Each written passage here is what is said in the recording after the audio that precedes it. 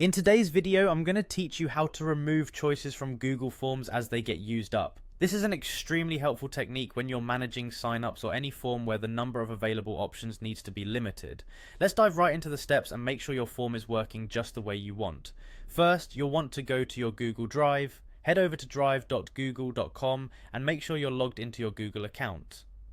Once you're there, look for the apps section on the top left of the screen. This is where you'll access all the wonderful productivity tools Google offers. From the apps section, go ahead and click on Forms. This will take you to the Google Forms interface where you'll set up your form.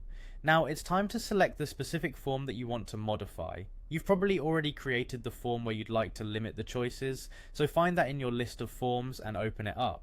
Next, you need to add an add-on which is essential for putting limits on your form choices. Find the add-ons option at the top of the form toolbar. Once you click on it, a few add-on options will appear. Here you want to look for something like the form choice limiter or choice eliminator. Once you've located it, click on configure to start setting it up. This configuration step is crucial because it's where you'll define the rules for how choices on your form get limited once they've reached a response cap. Now it's time to set your limits. You can specify how many times each choice can be selected in your form. Once you've set this up according to your needs, make sure to click Save to apply these changes.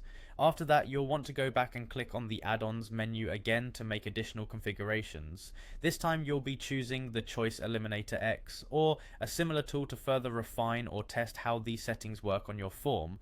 You'll want to start this tool and then navigate to the area where you can set number limits for each choice. This will let you customize how many times an option can be selected before it disappears. Again, remember to click Set Limit and then Save to ensure these configurations are locked in and that your form behaves as intended.